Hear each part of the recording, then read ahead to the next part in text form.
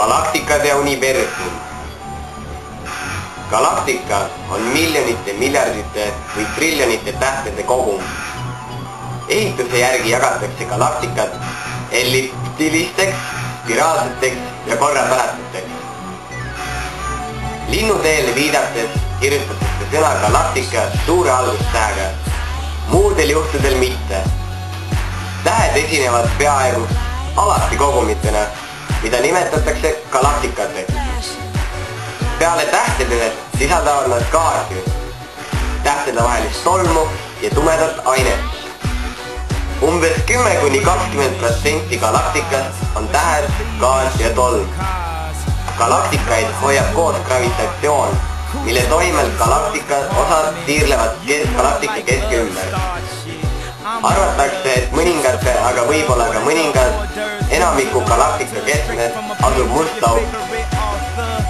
Galaktikad arenevad protogalaktikateks. Galaktikad on miljoneid tähti. Tähed, galaktika, tähed. Linnutee ehk meie kodugalaktika on miljardite kaugete tähtede ühtne sulav valgus. Linnutee on tähesüsteem. Linnutee on meie galaktika, suuruselt teine galaktika kohalikust galaktikarühmast. Linnutee läbimõõt on 100 000 valgusaastat ja ta koosneb 200–400 miljardist tähest. Linnutee galaktika tuum on must auk. Linnutee galaktika on spiraalne hiidgalaktika. Päike paikneb Linnutee galaktika tasandi läheduses. Ühe spiraalharu sisemisel serval 34 000 valgusaasta kaugusel galaktika tuumast. Päike tiirleb koos oma planeetidega ümber galaktika kiirusega 250 kilomeetrit sekundis. Ühe täistiiru galaktikast teeb päike 200 miljoni aasta jooksul. Meie saame vaadelda Linnutee galaktikat vaid seestpoolt. Seepärast paistab enamik täht meile heleda vööna, mida kutsume linnuteeks. Ainult heledamad tähed on linnuteest eristatavad. Kui aga tahame näha teisi galaktikaid, siis peame suunama teleskoobi Linnutee tasandist kõrvale. Meie Linnutee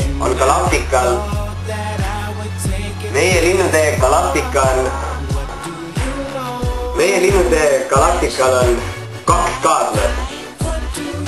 Suur Megala-Hive pilv ja väike Megala-Hive pilv, mis asub meist 200 000 valgusaasta kaugusel.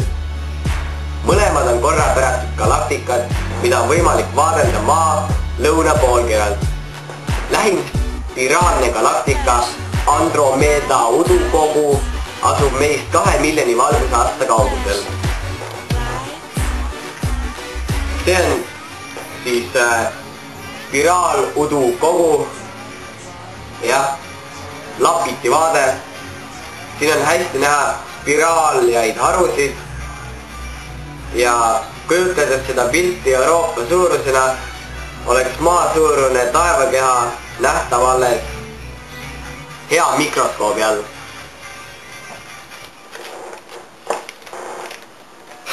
Selline on siis galaktikate ja universumi lühikokkuvõte.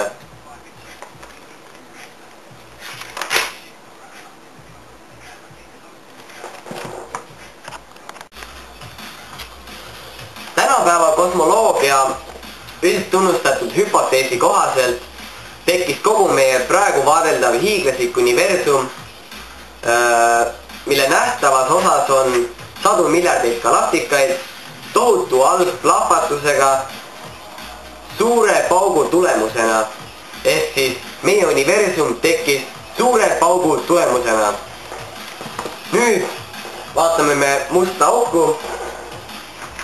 See on must auk. Need tiirlevad galaktikast ja see imeb endasse kõiki asju, mis sinna vastu tuleb. Näiteks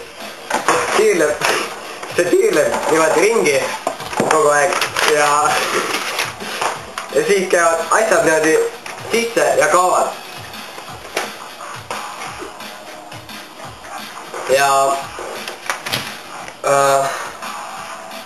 meie oleme ajaorjad ja ruumivargad, vangid, vabandust. Esimene maailmale kuulsaks saanud teleskoop leiutati aastal 1919.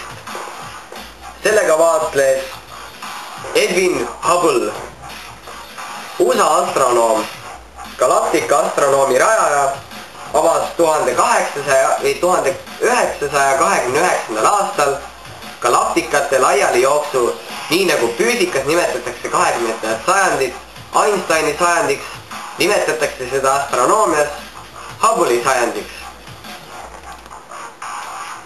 Hubble'i seadus, mille kohaselt on galaktika eemalduse kiiruse valem V võrdub H jagatud D, kus D on kaugus galaktikani ja H on Hubble, konstant, mille määramine on üsna raske ja sellepärast on selle väärtus ka igas raamatus erinev.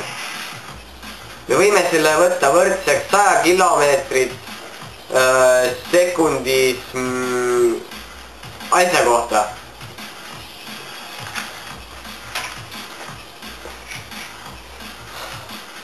Galaktikatel on veel üks huvitav omadus, millest järgneb põnev hüpotees kogu universumi tekke ja saatuse kohta.